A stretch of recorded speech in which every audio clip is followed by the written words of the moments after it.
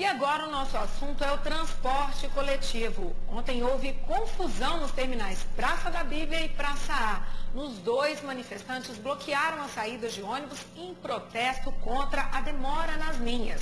E a gente vai saber como está a situação agora com o repórter Jerônimo Venâncio. Boa tarde, Jerônimo.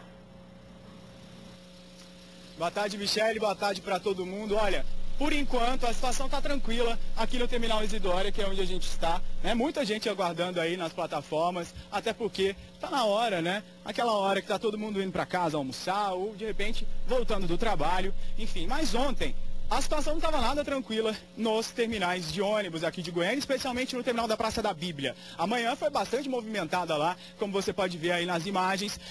Ontem, vários manifestantes, né, ficaram insatisfeitos, né, com a qualidade do serviço, do transporte, a demora nos ônibus. Ficaram insatisfeitos e resolveram fazer essa manifestação. A Polícia Militar foi para tentar controlar e acabou.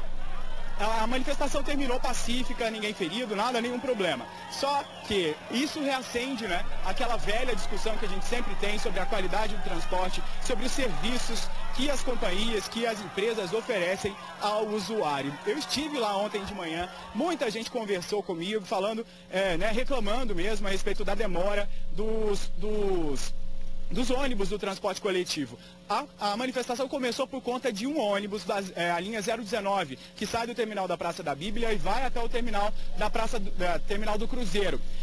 Segundo a planilha, esse ônibus devia passar a cada 22 minutos, mas já tinha gente esperando lá há mais de 1 hora.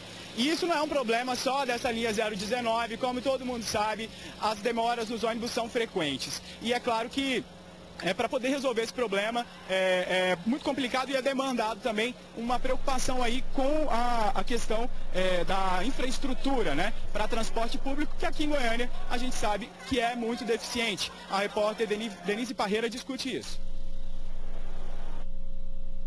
Além da demora de algumas linhas, os passageiros reclamam da superlotação. Eu acho que o transporte público tá um caos, né?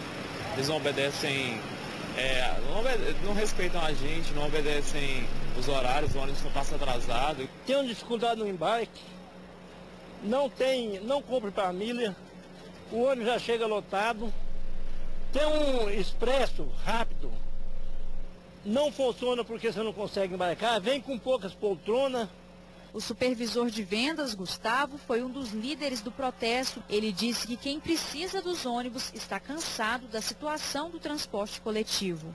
Já que não tem como resolver tudo ao mesmo tempo, a principal seria que os motoristas, que a empresa, que o ônibus cumprisse com os horários de 16, 17, 22 minutos. Porque esperar 22 minutos... a gente espera, só que aqui está acontecendo 1 hora de espera. Para esse professor especialista em trânsito, hoje as políticas governamentais incentivam o transporte individual e com isso faltam investimentos no transporte público. Não existe por parte do ente público, seja em qualquer esfera, municipal, estadual ou federal, uma política voltada para o transporte coletivo. E isso é necessário que se faça, que esses atores do sistema eles tenham um olhar diferenciado para que possa ter investimentos efetivos dentro desse setor. A gente tem que ter uma priorização do transporte coletivo, porque só assim a gente vai conseguir reduzir o número de carros dentro das cidades e diminuir, lógico, com isso, o incômodo que é o trânsito nessas grandes cidades.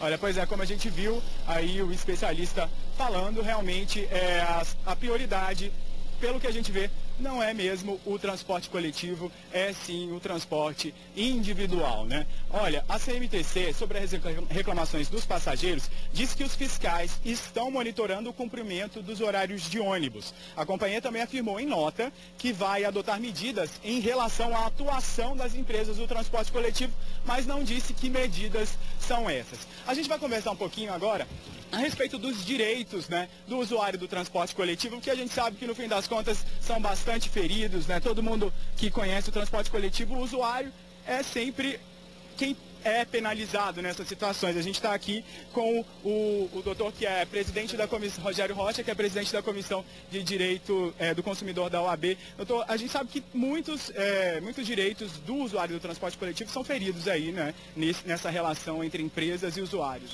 Exatamente, Jerônimo. É importante que o usuário do transporte coletivo, o consumidor, saiba que essa relação de consumo entre ele e a empresa que presta serviço, ela é regulada por um código, e um código que estabelece direitos e obrigações.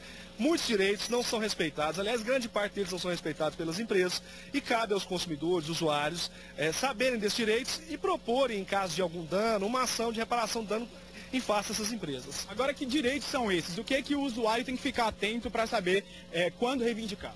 Olha só, principalmente com relação aos horários, os horários que são, sim, em sua totalidade, quase sua totalidade descumpridos pelas companhias de transporte coletivo, o que é inclusive até mesmo afirmado em nota da CMTC, que ela até realmente assume que esse serviço não é um serviço de qualidade. Se o consumidor que passa por um problema como esse no dia a dia, e ele tem transtorno, tem prejuízo material, ou seja, ele tem que chegar no horário de trabalho, chega atrasado, recebe uma advertência ou recebe um desconto da sua remuneração, ou então se ele sofre algum tipo de dano dentro do ônibus, com relação à segurança, com relação a furtos que acontecem. Então, na verdade, o consumidor, ele precisa saber que esses prejuízos têm que ser recompensados. E como serão recompensados? A partir do momento em que ele propõe uma ação de reparação de dano em face às empresas, para que elas, que são responsáveis pela segurança, pela qualidade, pela eficiência do serviço, para que elas respondam perante aquele usuário que se sente prejudicado.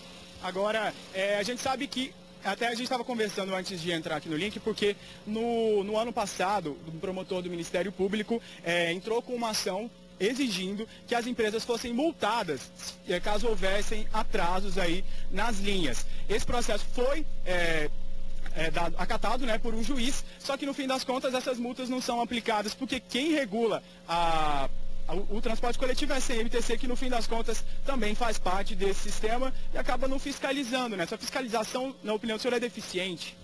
Ao que tudo indica, sim, né? Porque não tem cabimento, não tem lógica, é um serviço que é essencial.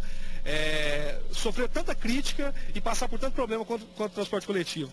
Certamente há sim um déficit de fiscalização, isso é visível até aqui mesmo no terminal, a gente não consegue visualizar quem é que fiscaliza os horários. E em relação a isso, cabe ao poder público sim tomar sim as medidas cabíveis e as empresas, para que as empresas obedeçam, de fato, os direitos dos usuários e que são consumidores. Então, cabe também ao consumidor fiscalizar esse sistema, fazer denúncia sim, reclamar nos órgãos de defesa do consumidor.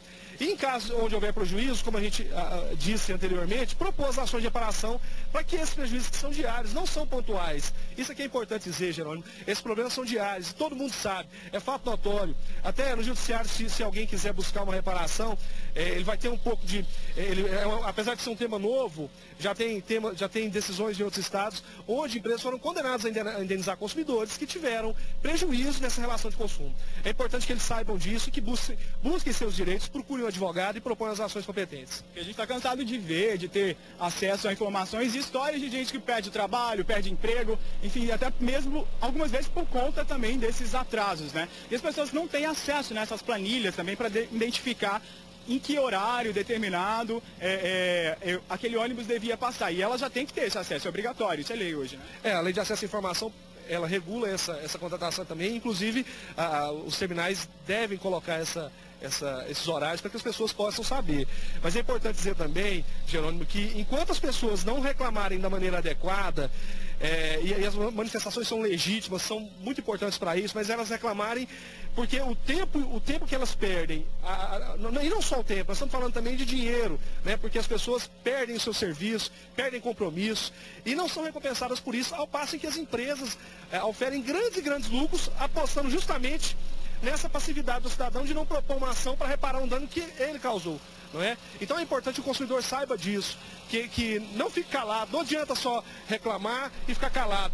Propõe uma ação, procura um advogado, vá no juizado especial, procure o seu direito, faça exercer o seu direito para que essas empresas comecem a respeitar os consumidores e tratem ele com o respeito que eles merecem. Olha, e agora a gente já está se aproximando aí do mês de fevereiro, que é quando existe aí os motoristas do transporte público começam a reivindicar também o aumento do próprio salário. E isso, é claro, pode refletir de alguma maneira em quem paga a passagem, né, doutor? Mas isso também é justo e é legítimo. E as empresas têm um lucro que elas conseguem suportar aumento de funcionários, que também sofrem grande pressão, isso é bom dizer, os motoristas de ônibus sofrem muita pressão das empresas para cumprir os horários. Então, mas isso não tem nada a ver com o consumidor. O consumidor, ele precisa de um serviço que funcione, um serviço de qualidade, e ele paga por isso. O consumidor, então, não pode ser penalizado porque vai haver aumento no salário dos motoristas. Absolutamente. Essa responsabilidade não é do consumidor, essa responsabilidade é do empresário que detém a concessão dessas linhas de ônibus. E é importante que o consumidor seja respeitado e o motorista de ônibus também receba a valorização que ele merece, é um profissional que trabalha e que merece certamente. Tá certo, doutor Rogério Rocha, presidente da Comissão de Direito do Consumidor. A gente agradece a participação do senhor aqui no JBC primeira edição. E para você que está aí em casa, ficou realmente, que a gente espera que tenha ficado aí esse recado, né? Que você, usuário do transporte coletivo, tem os seus direitos e que é preciso correr atrás deles. Michele, é com você. Obrigada, Jerônimo, pelas informações e boa tarde para você.